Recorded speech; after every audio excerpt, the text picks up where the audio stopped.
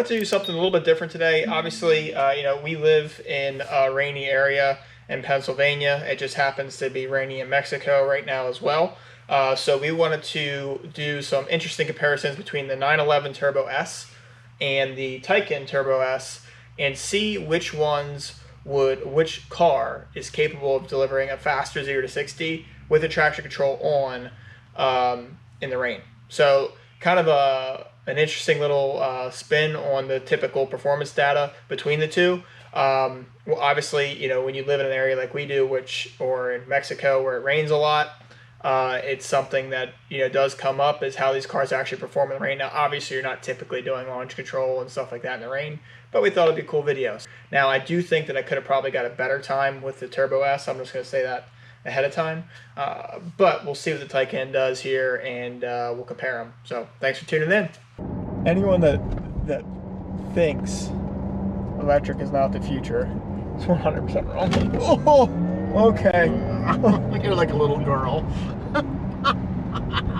Just give me a warning at least. I'm just gonna keep my head back the whole time. Okay.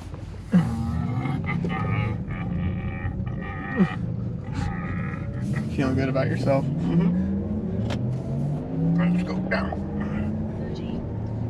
But not available. Okie dokie. Alright. Here we go. Hold it. Ready? Hold. Oh, holy shit. You beat me by half a second. You beat me by half a second. Oh, we gotta go. God. Are you ready? Yep. Hold on. Hold it. Ready? Hold. 30. 60. Oh, holy shit. You beat me by half a second. You beat me by half a second. And it slipped. Yeah, but wow. 3.2 seconds, 0 to 60 in the rain. Uh-huh. In the rain. It just got grip. What in the... Dude, that's not even... It's got grip. Whew. It's got grip. All right. Well, that settles that debacle. Or debate. My car's better than yours.